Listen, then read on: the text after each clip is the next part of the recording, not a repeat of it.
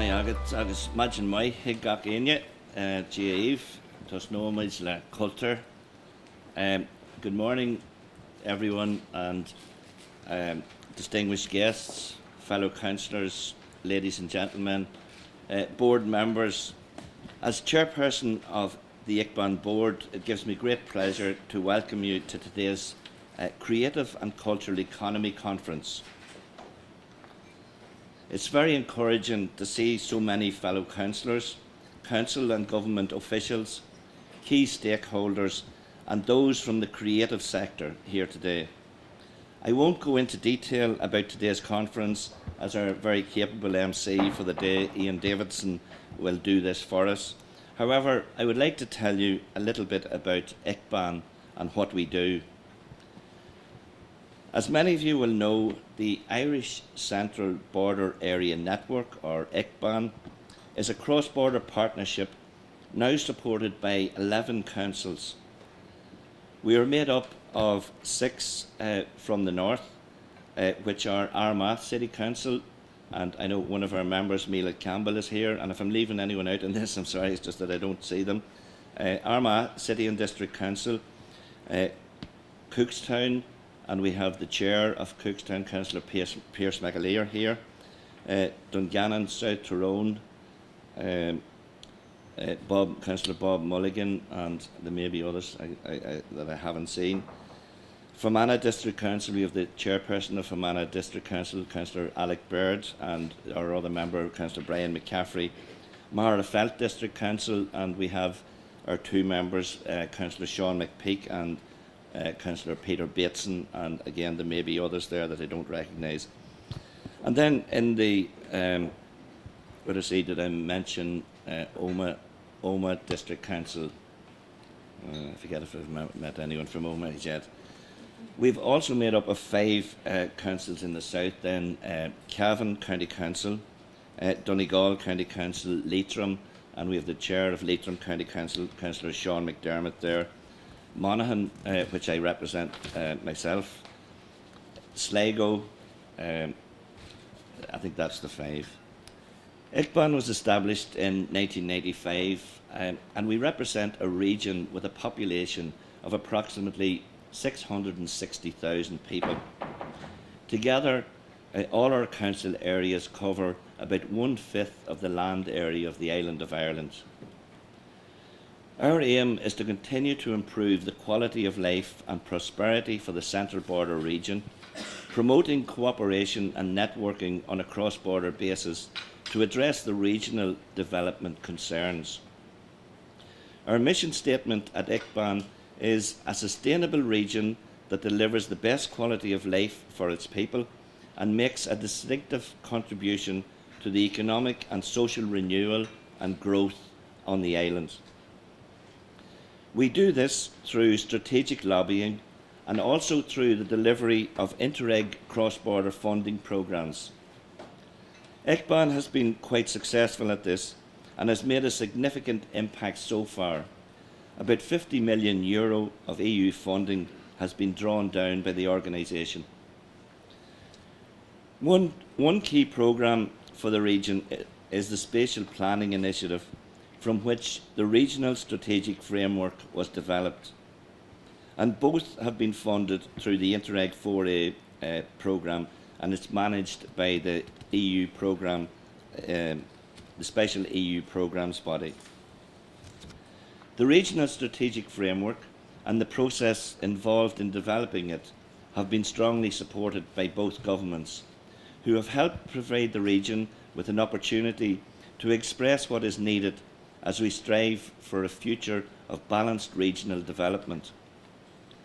This is a positive and ambitious document that suggests the region can realise its ambitions and potential if provided with the means to do so. The framework, just recently launched, identifies opportunities and challenges which the Central Border region faces in the short to long term. Its vision has 4 action priorities that will see the region become a smart and internationally competitive one, a people-centred and inclusive region, a sustainable region, and an accessible and connected region. It is within the smart and internationally competitive objective that the creative and culture sector has opportunities to succeed. The effect of the boom period and the subsequent contraction in recent times have been felt particularly strongly in this region, which had developed a strong dependence on traditional sectors. However, the creative and cultural sector also plays an important role, and from local community groups to micro enterprises, from solo practitioners to national organisations, the councils and their art officers have a long history of cultivating and showcasing this sector in its many guises.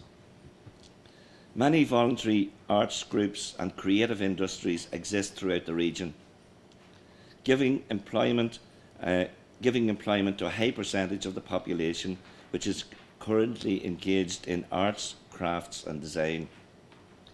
According to the Department of Culture, Arts and Leisure, in 2011, the creative industries economic estimates state that creative industries in the north was worth 329 million, employing 21,000 people. In Germany, over 1 million people work in the creative professions, and in 2009 they produced goods and services worth over 60 billion euro, more than most branches of German industry. In the south, relative figures for 2011 are hard to obtain. However, according to the 2006 census, there was in excess of 95,000 jobs in the creative sector. Therefore, we can see how vital this sector is to our economy.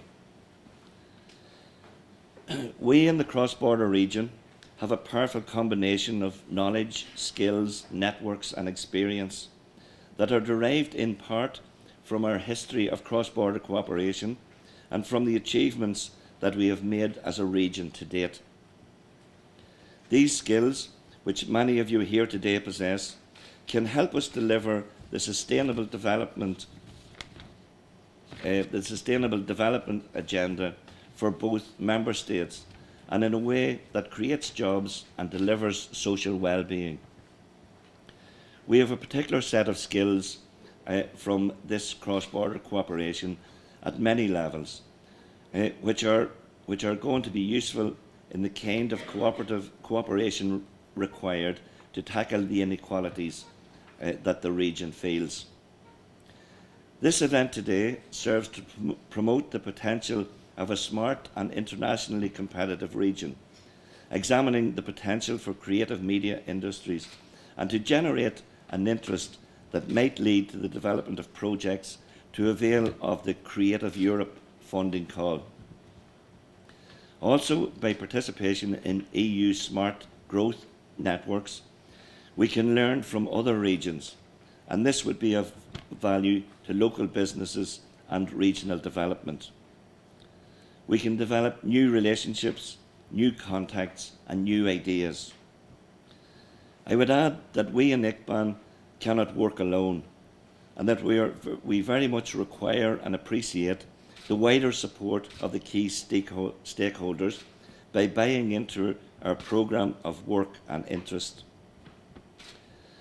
We are delighted to welcome many of those involved who have been with us from all sectors, including central government, private sector, community and voluntary sector, as well as local government, and also those new to the work of the organisation.